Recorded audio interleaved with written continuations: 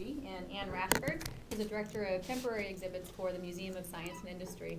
And we also have all of you here, which we are so happy about. If you guys wouldn't mind, if you could just tell us which fan sites you represent, that would be wonderful. Who wants to start? How about Michelle?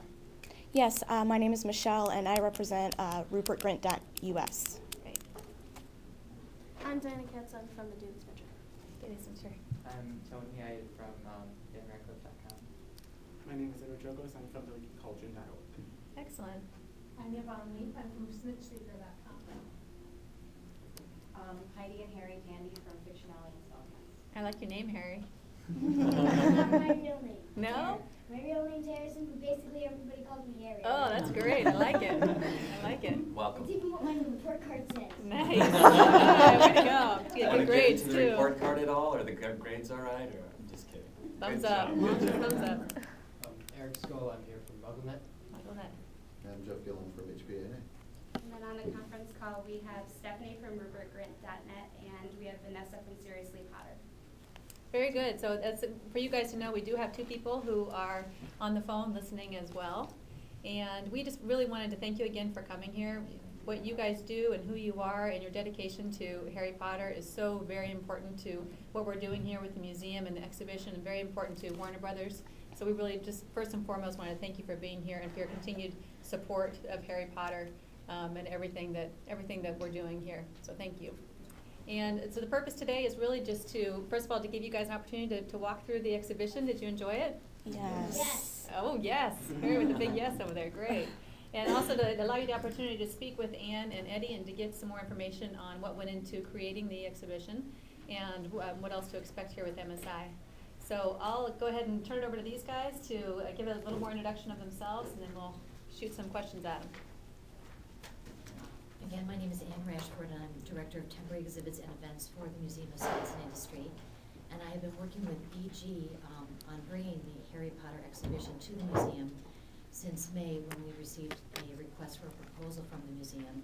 And late October of last year, as when we finally found out that we were going to be the world premiere site of Harry Potter the exhibition, which of course we are thrilled that we are the opening site for the exhibition, which of course is amazing and stunning, and we're so happy to host it and host you today. And I'm Eddie Newquist. I'm the president of EG's really branded entertainment group, but we do exhibitions. We do also motion picture promotions, other things like that. We have other exhibitions out and about. And I joined into this world of Harry Potter officially 3 years ago, approximately 3 years ago. And just started with communications early on with Warner Brothers, and then we went into production about 2 years ago on designing and developing the exhibition, and started putting nails into plywood, and started flying over to Leavesden on a pretty regular basis, which I think some of you have had the opportunity to do at some point. So it's been an absolutely thrilling journey. I actually started as a fan, read the first book to my oldest boy, who at the time was 7. And we just had a wonderful time. I had 2 younger boys who listened in, but they didn't quite grasp everything, being, I think, 6 and 5 at the time. But now they're older, just like the cast is older, just like all of us are a little bit older who've read the books. And they just devour the book series, as we all do. And I've enjoyed the movies. I can't wait for July, as I'm sure you guys can't wait either. So I'm just absolutely thrilled to have been a part of this process. It's been just wonderful working with Warner Brothers, working with the filmmakers, and certainly working with Ann, who we've had a long and great relationship working with the museum. And I'm just thrilled that we're able to have the world premiere here. Does anybody want to open up with a question? I can make up some for you. Oh, Harry's not shy. Can you guys make sure, sorry to interrupt, can you guys make sure that you speak up when we're getting feedback that Gina, you're okay, and that you two, Eddie and Ann, Sure, to speak up sure. just a little bit. Okay, sure. We won't shout, but My question is, how did you make the goalposts? How did you do the goalposts with the waffles? With the sound? with, in particular, the sound? Well, Yeah, you know, how'd you make, like, even when I just made it straight through, it made the noise. How'd you get it to do that? well, for a lot of answers, I'll probably say it's magic, because I don't want to give it away. But really, the quaffle toss was an idea. We all wanted to play Quidditch, and we had to, in our brainstorming sessions with a lot of the filmmakers, we all talked about wouldn't it be great to ride brooms through the exhibition, etc. But we all wanted to be able to throw quaffles and toss the quaffles. So that was something that we all just thought would be fun. I hope you had fun doing it. And I don't know what house you probably landed in. My guess would be Gryffindor. So you earned probably more than 10 points because you were probably a very good shot. So you said you've been working on this for years, is that safe to say? Yes, absolutely. I'm wondering because since the theme park has also been in the works for years, if you had any contact or collaboration with them because it was being developed at the same time. We have had no collaboration with the theme park, but my background is actually from working in themed entertainment, and I have worked very closely with Universal for many, many years in the past, and I'm a huge fan of the parks. I had the opportunity to work on being utilized right away and just trying to decide, which ones should make it in, which ones shouldn't, and it was really a wonderful, wonderful process with the filmmakers, and it's ongoing because, as you know, the films are in production, and there are things that we're hoping to get later on, perhaps, and other things that may be recalled. So it's a very active, living exhibition, which is very unusual, and that's part of the excitement for us as well. We heard in recent weeks that Jo had looked over the plans. Did she have any input or say anything as you were putting this together? We have not had that interaction. Through Warner Brothers, she has reviewed the plans, and we hope, at some point throughout the life of the tour, she'll have an opportunity to see it. But really, we work directly with Warner Brothers and the filmmakers to kind of go through the exhibit planning process and really fine-tuning what the exhibition would turn out to be. Go ahead. Okay. Are there any props or things from the sets that you requested that you did not get? What types of things were there? That's a very good question. It's funny because we might be talking about something and a couple of the department heads working in the films would say, we don't know if you can have that one or this one. We've got to, check this or that. So, because it was literally an active production when we were doing this. But there was nothing that we were disappointed about because whenever we would talk about a particular item that maybe we thought would fit in a particular place, one of the department heads on the filmmaker side or one of us would say, maybe not that, but what about this? It was very collaborative, and that was the fun part because we were able to find, as you can see, all sorts of amazing things, that were being either stored or coming off set or going on set. So, no, there was really no disappointments, and I'm just excited to see some of the neat stuff that will be coming, with the future films being wrapped or that are in between films. So, it's an exciting process. Thank you. How did the release date change impact did it impact what you were putting on display at all? Because instead of us sort of seeing things that we recognize from movie number 6, like Harry spotted the box of chocolates and he was like, what is that? I don't remember that. We looked at the description. We're like, we don't remember it because we haven't seen it yet. Yeah. So for things like that, how did that sort of impact, or did it impact? Was there anything from movie 6 you haven't put out because we haven't seen it yet? No, I don't think so. I mean, we in a joking way, we're thrilled that it's going, that the film's going to be, available, while the exhibition is open. So that's kind of fun. But really, there was no negative impact, and it was, I think it was probably later in the year when we were having our meetings, and they said, we do have this available from movie 6, and if you'd like to utilize it, we'd love to share it with, the fans and with the guests. So there was a couple of unique opportunities. If you noticed, even some of the Quidditch, I think it's Harry's tryout robes, and as well as you saw Ron's sort of championship outfit, if you will, which is great. So and you see that in the clip too, which is really fun in the trailer. So so really there was no, I think, direct impact from us other than it was sort of, we were still working towards our goals, and we were just thrilled with what we have available there. It's fun to see Slughorn's costume. So there wasn't anything strictly off limits from the set pieces or anything? No. I mean, certainly I cannot speak for the filmmakers and some of the department heads who were, working with scripts and other things. But they didn't say, oh, this is off limits, you cannot do that. It was always very collaborative, like, well, maybe, but why don't we try that? So maybe there was something and they didn't tell us, but I don't think so. It was pure joy working with everybody. I mean, for those of you who've been on set or even met some of them, they're just terrific people, and it's very inspiring, to work with them on something like this. Yes, I'm sorry. Go ahead. How was the chessboard made? I didn't go myself, but my mom did. Which when do you mean? In the He was Dark at- Forces. He was asking me, because he didn't want to go in the Dark Forces room because he was a little bit. Okay, I'll walk you through there. It's not too scary. I'll walk you through there. So he was asking me, because I was telling him about it, how you walk in and the 2 chess pieces are there, and he said, well, why did they decide on those 2 pieces to be the representative ones? Well, it's funny, there are some larger chess pieces, as I'm sure you can imagine, but we did have some restrictions. I mean, we're traveling this in massive semi-trucks, and it'll be going all over the world. So there were some size and height restrictions of things that, we looked very longingly at the night bus for many months. And everybody on my team kept saying, are you crazy? Are you crazy? And I'm like, could we airlift it to the United States? I don't, it wouldn't shock people too much, would it? So no, but, so the chess pieces, we just thought they were so iconic from Sorcerer's Stone. It would just be fun to see them. And we think that we'll probably be changing some of those out in the future. We're not sure yet, but there's other pieces that are pretty spectacular as well, obviously from that sequence. So. Will there be new or different hands-on things as potentially?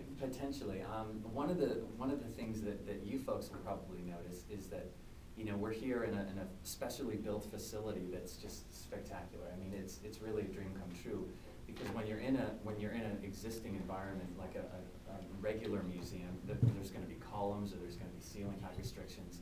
And working with the Museum of Science and Industry, they said, what if we built you a building that had the heights that you wanted, that had this and that, and was air controlled and security? And we just kept saying, yes, that's a good idea. Yes, that's a good idea. So that worked out really well. What you'll notice in the future and with some future venues is that the configuration will change, because there might be a column, or that you might have to go into another gallery depending on what city we might be in. And with that, we'll certainly always look at opportunities to either enhance it or change it a little bit just to keep it fresh. So the answer is we were absolutely going to keep looking at that as time progresses, and new things come out in the films that we see. Do we have any idea of what maybe some of the other cities might be, where it'll be going? We have a lot of ideas, but I cannot reveal them yet. So what I can say is that there are many institutions all over the world that we're speaking with, and we'll be announcing the next venue in the coming weeks. So and you'll see it on HarryPotterExhibition.com. Yeah, so that'll be coming. We'll do a release, I would imagine, a formal release. So We'll it's coming. We're not quite ready to announce that yet. I was just going to ask, because you kind of answered my question a little bit ago, but is there going to be portions of the exhibit where some of it you just take out and put all new stuff in, or is it just going to remain the same until it goes to another location or different city? Here there is a possibility for some changes. We don't have any planned today, but we certainly discussed Right. that because we haven't opened yet. So as Right. we get into opening and but going, so here there are some possibilities. I couldn't tell you what those are right now. We've certainly had terrific discussions about that with the filmmakers and other Definitely. folks. But as we go from city to city, that's probably the easiest time to make a change, because we are moving artifacts and we are moving trucks. So you could say, wait, you know what? Instead of moving that piece, why don't we take that piece out? Why don't we put a piece like that in? So there's that possibility. We just, it's a living, breathing experience, which is really fun. So you just can't tell right now. Yes. So. Why did you pick to use the quaffles instead of using like a snitch game? You mean like using a scaled down version of the snitch game? Hmm. It's funny, we had a lot of different, creative debates from a design standpoint, and we all love the feel of the quaffle, because it has that sort of old leather feel, almost like an old football, they don't play football the way we do in the United States over in England. Or what's that? What are they made out of? Well, again, I'm not gonna give any secrets out, but no, that is the size of a real quaffle, and it feels like a real quaffle. So it was really fun to do. in regards to the quaffle toss, I just really enjoyed it. It's something I feel I could play and never get tired of it. And things, using the quaffle, this odd-shaped ball, which previously only the actors on the set could possibly hold it and actually feel what it's like to hold a quaffle, which is, weird and rewarding in its own way. I think it's an absolute success. I love that part of it, and I would go back just to play that. Thank you. Well, when we were first meeting with the filmmakers and holding them, we felt exactly the way you did. We got such joy out of it. We're like, doesn't this make you want to jump on a broom and go play? So thank you. That's very nice. And I think we had a question here, and then I'll get right back to you. Why did you choose Chicago to start the tour? Well, a couple of reasons. One is our company, Exhibit Group Giltspur, is we have locations all over the United States, but we are positioned. We've got an office in Chicago, we've got offices in Los Angeles, et cetera, and that wasn't a main determining factor. But what we looked at, we said, gosh, we're building this in a variety of different places. We're bringing things in the States, because we needed to do practice runs and set up and try things out, do mock-ups and sort of dress rehearsals. And when we started talking with the museum, and it was sort of a number of different points of light coming together, and we said, gosh, wouldn't that work out great? I mean, we have a facility here out in Roselle, Illinois. We've got a long history and a great relationship with the Museum of Science and Industry. That makes a lot of sense. We know we want to take it overseas and around the world. We thought, well, we could do the United States and then maybe go over. So it was really sort of the marriage of a lot of different things, and it's it's one of the most spectacular museums in the world. I mean, it's just absolutely great. So I don't know if you've seen the submarine, but it's amazing. So it's really as just a fan of museums, I'm thrilled to be here. I think the other thing is we are the largest science museum in North America, and we have a great track record of launching major temporary exhibits such as Titanic, Body Worlds, CSI The Experience, and also Star Wars, where science meets imagination. So we have a great track record, and also, as Eddie mentioned earlier, that we had the opportunity to put the exhibition in this spectacular space that was really customized for the exhibit. So I think that also was something that they were excited about. And of course, Chicago is one of the greatest cities in the world to launch an exhibition in, so we are really thrilled to host it and share it with our guests. Yeah. I have a question I think might be for Anne, and then I also have one for you, Eddie. Logistically, we were a pretty small group when we went in. Is that what it's designed for? Is it sort of like with the submarine and the smart home, where you can have a group tour that's scheduled and you all go in at once? And was everything, all the tickets are time ticketed, so everyone has an entry time. But actually, throughout the weekend, we had a members preview. So on Sunday, we had 3,000 people go through the exhibition, and we had 700 on Monday night. So we've really been working with groups, managing the pinch points throughout the weekend, just to make sure that we provide the best experience for the guest. Yeah, the flow is working really, really well. I think we're all very happy with that. So. And real quick for you, I noticed the two, I guess you could call them character actors at the beginning, were in real British or faux British accent. We didn't get to hear the audio tour, but can you tell us about that a little bit? Sure. And I certainly would encourage you to come back and take it.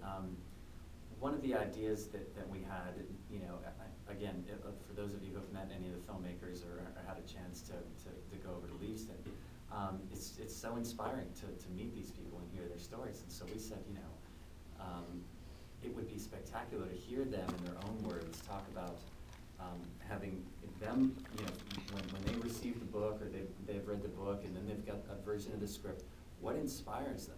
What reference do they draw from in order to create Hogwarts Castle, or and the books are incredibly descriptive and spectacular.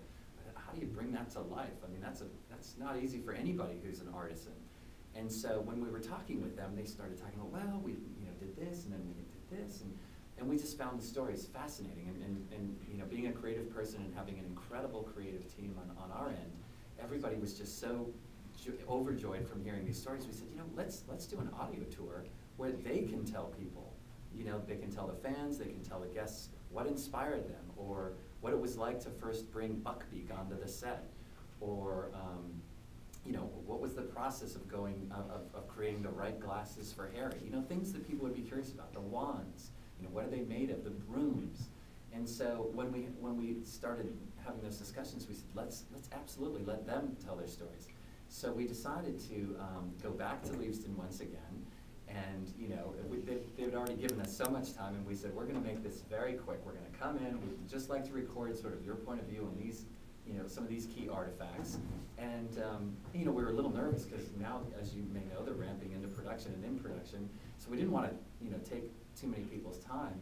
And they were so gracious with their time. We spent hours and hours and days, you know, recording this audio tour. So what you get to hear is not, you know, myself, you know, from an exhibition creator standpoint. You get to hear the filmmakers and the department heads talk about, you know, this was a thrilling element for me to create, or this was fun to look at, or you know, I found this reference and this is how this came to life.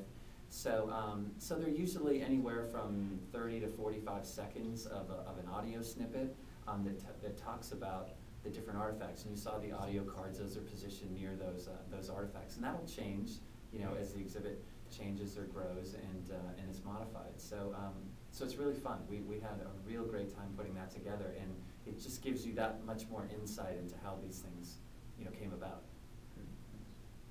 Yes. Why did you just leave the tent white? Why not make it into like little versions of, you know, like Hogwarts? Well, you know, we really look at this as a temporary building, so it wasn't something that we wanted to theme or to, you know, create an attraction out of. We really wanted people to come into the museum like they normally would, and being able to get their ticket, have their ticket in advance, and go through and experience it as one of the exhibitions in the museum. So it's really about the experience inside, not about the exterior experience, and we think that works really well. We've had a lot of people go through, and about halfway through, I think it was the other day, somebody you know, went up to me and said, "Excuse me, do you work here?" And I said, "Yes, ask me a question," you know, because I didn't want to explain everything. And they said, "Where am I?" And I'm like, "Well, you're standing in the Quidditch area in the exhibition." They said, "No, where am I? Am I in the museum? Am I have no idea where I am."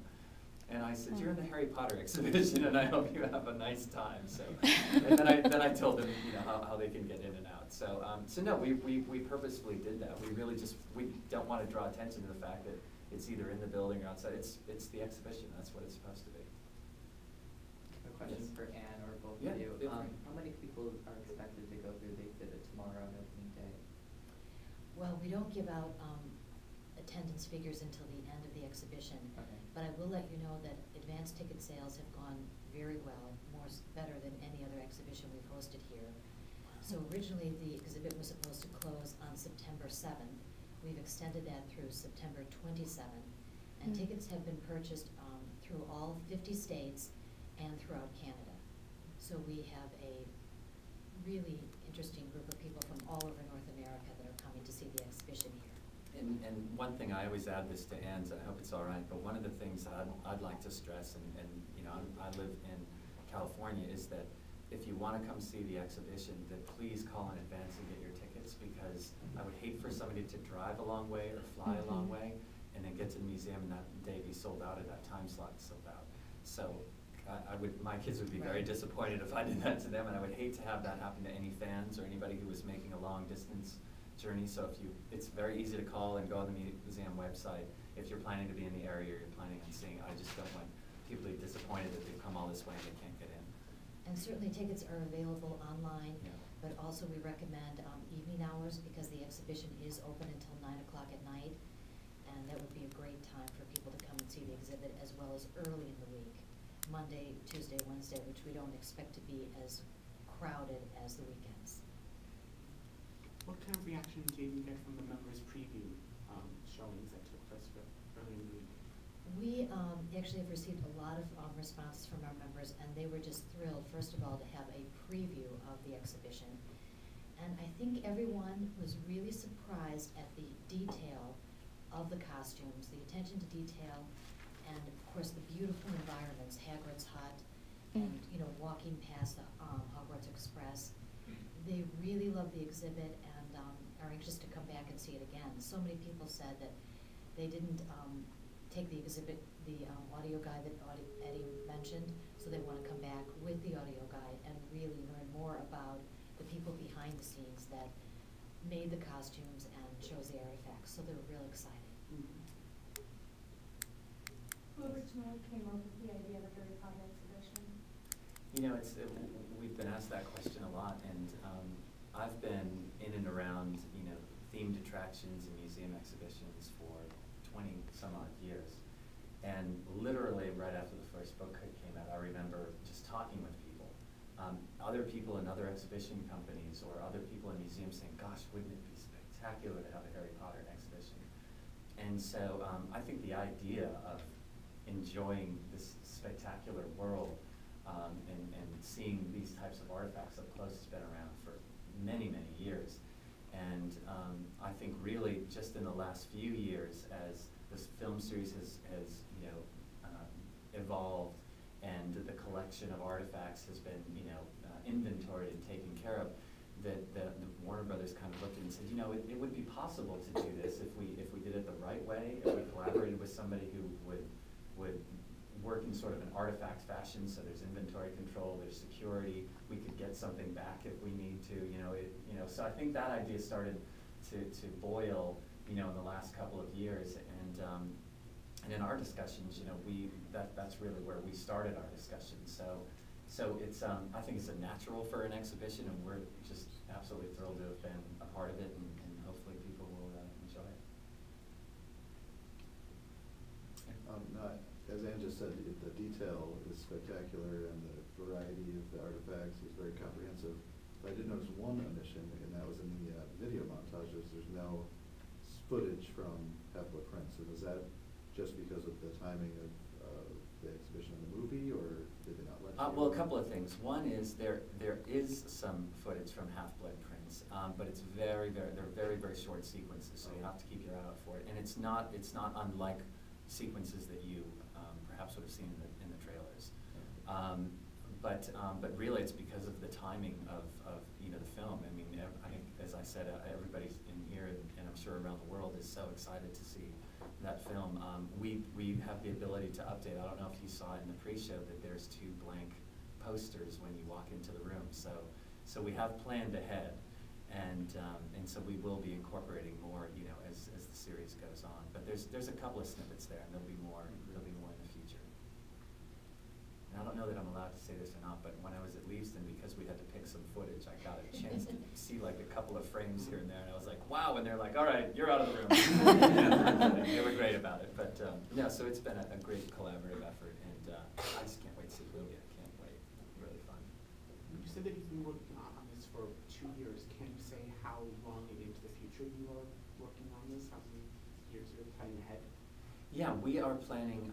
We're planning to tour the exhibition right now for a 5-year period, starting tomorrow. There's certainly talk about having that extended or doing other things, but really that's our initial thoughts, and I can't wait to go to additional cities and additional places and have additional fans have the opportunity to see it. After you do the tour, do you think there's going to be a permanent location for the exhibit? You know, that has not been discussed, so I wouldn't have any insight into that. I know that, you know, in my mind, you know, the permanent location is always back home, you know, with Leavesden, but really I have no insight into that. Is the expectation at this point to keep it stateside or U.S., Canada, or go beyond? No, it is planned as a worldwide tour. And so, again, we'll be announcing some more of the venues in the coming weeks. I know there was a picture in the press materials around this morning with the two of the Davids. Did David Yates have any input in this? Because since he's already done 2 movies, well, he's going to be doing 3 altogether and finishing up the series. But David Heyman and Barron, I would like to hear what you have to say about their involvement, and then if David Yates had any involvement. Well, we worked specifically through Warner Brothers, and then when we would review, you know, exhibition plans or brainstorm, we obviously worked with David Barron and David Heyman quite a bit. They actually participate in the audio tour, which was really a thrill for us. And so from their side, though, I don't know how deep or far, you know, some of their discussions went with other directors and other things like that. We really focused on working with them and working on the different department heads. And those are the folks that are really featured in the audio tour. But you know, they've just been all terrific. I mean, there's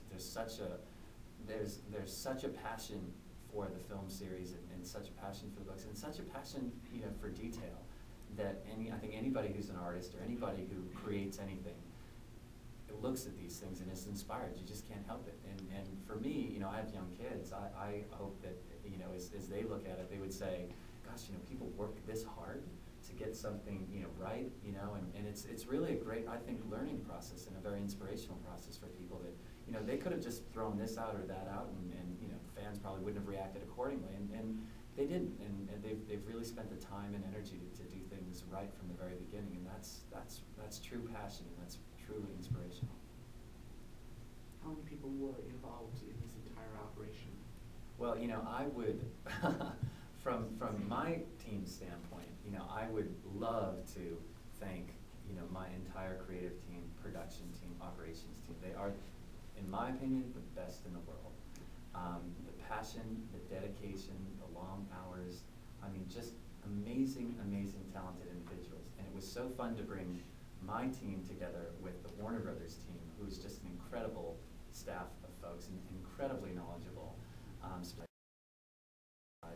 And then all of us get together and go over to Leavesden and work with the filmmakers. And you can only imagine sitting in rooms, you know, this size and collaborating. It was a blast.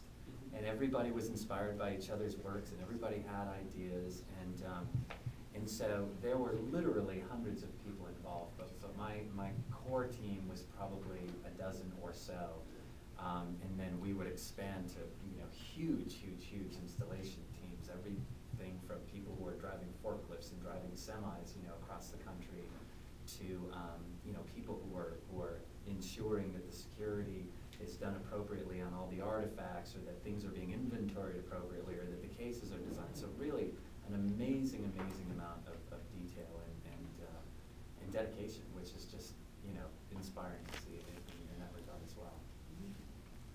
Were there any particular parts of the exhibit that were difficult to transport if you had an outlandish request of how to transport it? You have a funny story about that? My head of installation would you know, cut me off right here and say yes, because there's a lot of large elements in there, and so for the most part, though, because we've Exhibit Group Giltspur has designed other exhibitions and we've done large trade shows. I mean, we did plan ahead, you know, and with a very careful eye. But you know, we want to take great care. It was funny. I'll give you one example. You know, we were so cautious with the Bogart wardrobe because, you know, it's an artifact and we wanted to be careful of it. And so everybody was hands off and we were moving it this way and that way. I don't know that anybody, you know, had really opened it from my team early on, and I probably would have, you know, at Leavesden. But when we opened it, it still had some of the magic inside, if you will. And I said, did you guys know this was in here?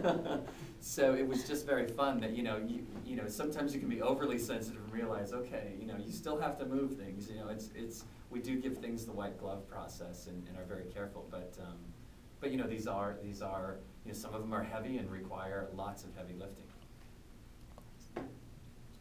Yes. Can you each tell me what your favorite part of the exhibition was? Sure, I'll let Anne go first. Well, my favorite artifact in the exhibition is the Monster Book of Monsters. And I think that I love that artifact so much because, first of all, for J.K. Rowling to dream that up and to, I mean, it could have just been the Book of Monsters, but no, it had to be a monster that was this book. And then for the filmmakers to create it and make it real, I just think that that is such an incredible vision of, and really shows the creativity and the inventiveness of both the filmmakers and J.K. Rowling.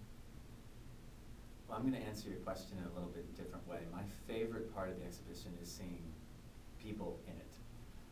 Because I've been, you know, sort of living this dream. You know, you can ask my wife and kids, and they probably think I'm floating in a cloud somewhere.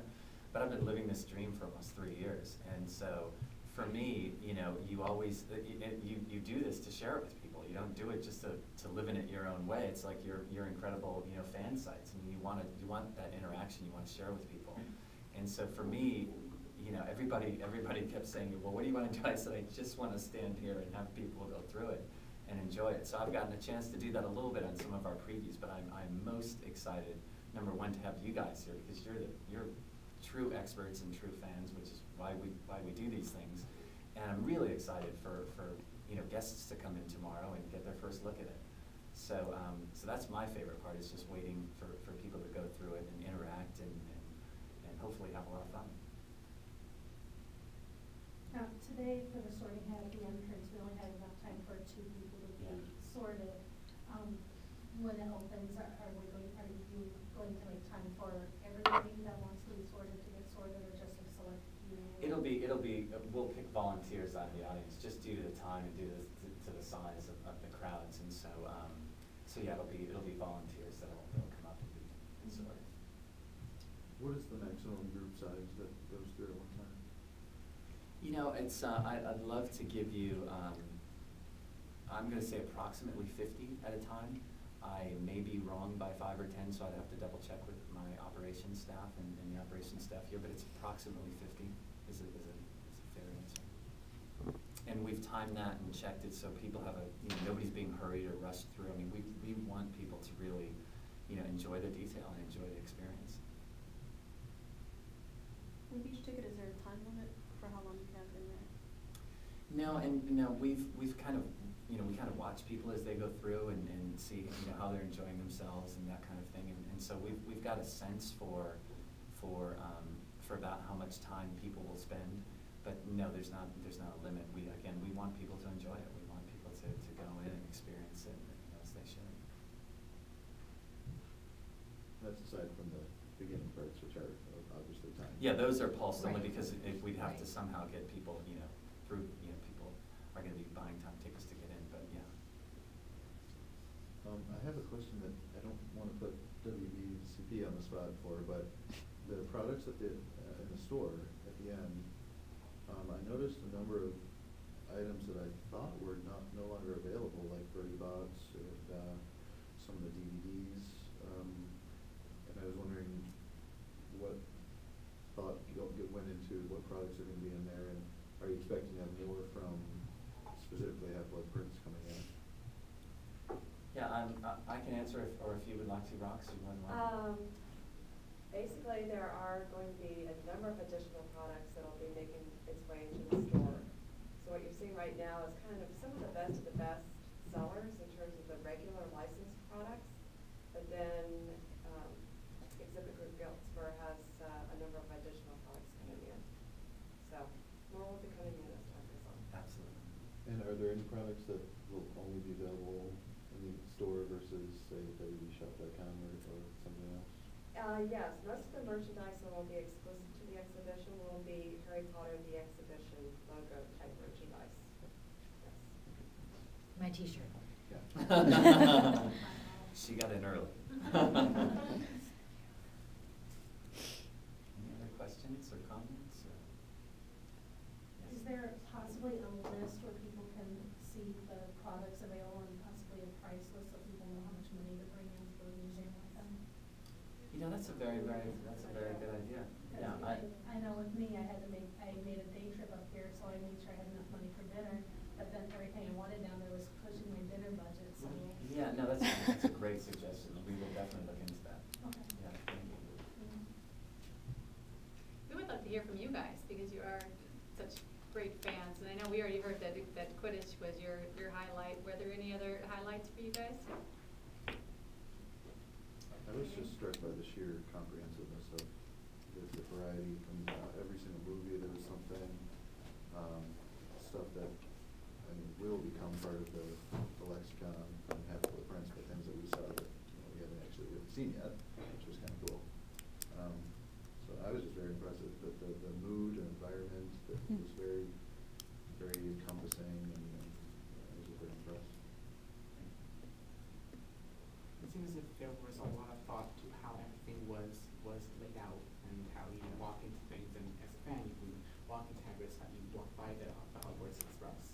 I think that is something wonderful that they have with this exhibit. Hey, did you want to explain that a little bit? I know there was a method to that. No.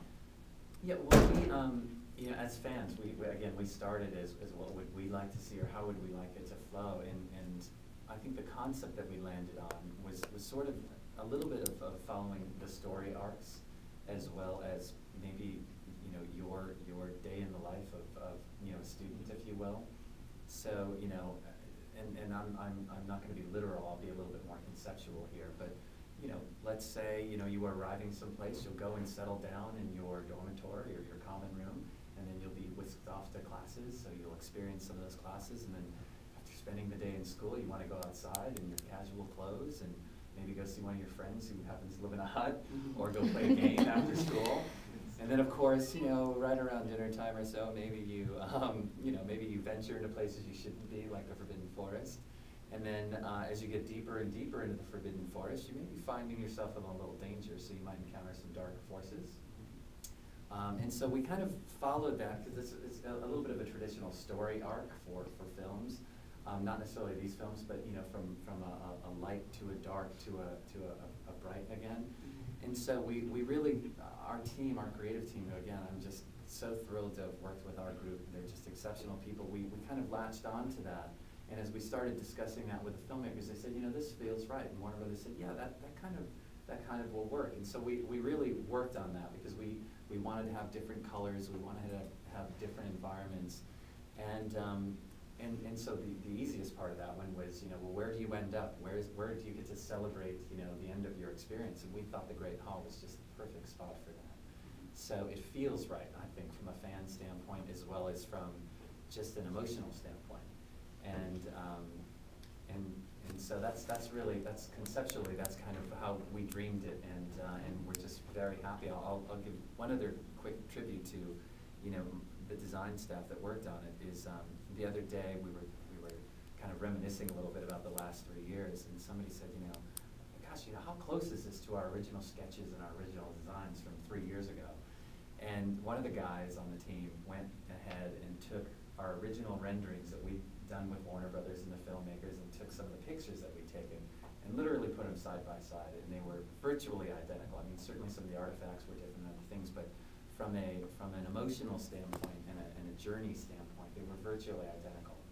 And so we all got a kick out of that, because we all felt that was the right way to go, and we worked towards that, and we feel proud that, at least for ourselves, we feel like we've accomplished that. But the real test is you know, how people react to it, and so far, you know, thank you very much for your positive comments. But that's the real test is how people, you know, react to it.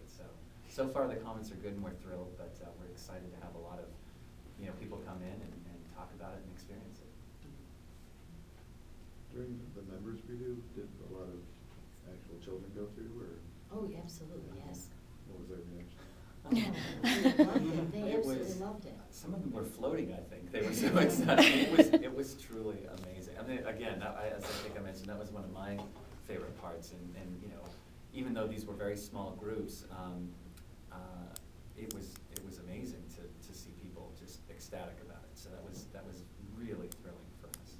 For me, the highlight of this experience, and I'm not supposed to be talking here moderating, but I just have to and Rita was with me at the time from Warner Brothers. The pictures that we gave you guys, we obviously needed to do those a little bit earlier, so we had hired a few models to do the pictures with us. And we brought one of the models in. You see her looking at the dormitory area, and she couldn't do anything for about 45 minutes, because she had tears in her eyes. She couldn't speak. She just, oh, there's that, and there's that. And I think Rita and I both got teary-eyed, because that's what this is all about. And so that was really the highlight for me. Can't wait to see more of that. Yep. Carrie's been waiting over there. Why were the mandrakes there? Well, you know, it's funny. When our team was looking at all the different things, Nick Dudman, who does the creatures and a lot of the effects in the film, when we were walking through his shop, everybody just kept being drawn to these, you know, creatures, if you will. And they're so lovable, even though they're ugly and kind of spooky. And so we thought, gosh, wouldn't it be great if you got to pull on a mandrake?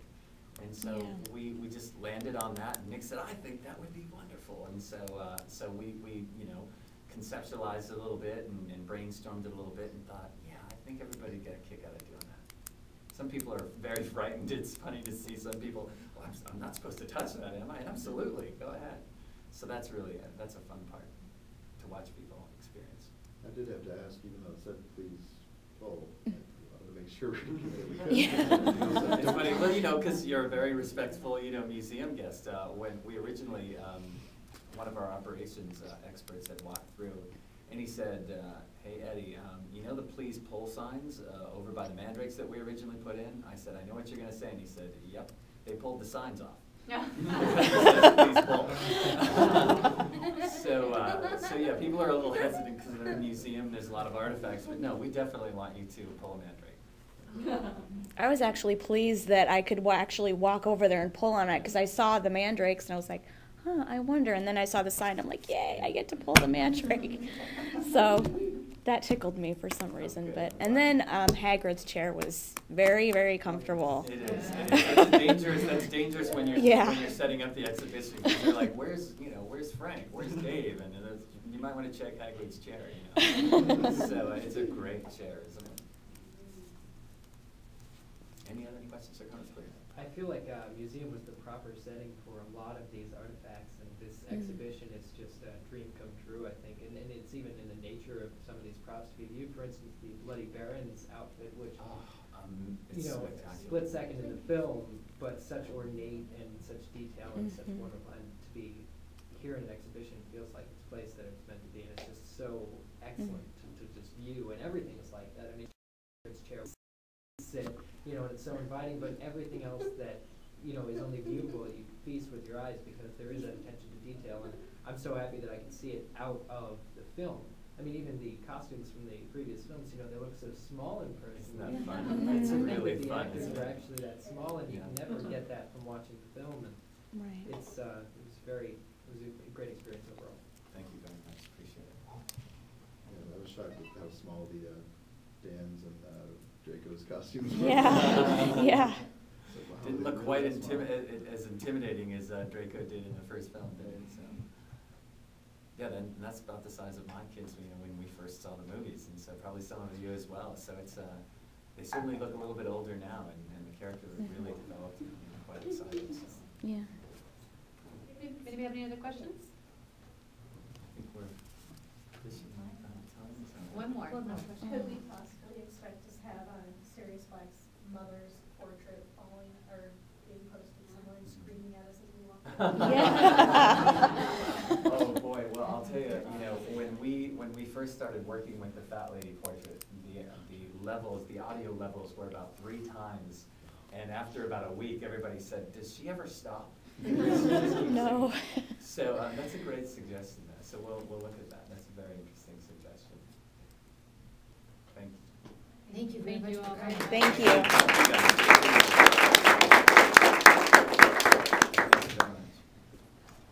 All right, well, you can take cookies and brownies. Yeah, absolutely. Oh, I know the call was recorded. Is there any chance to get a copy of it? Is that possible?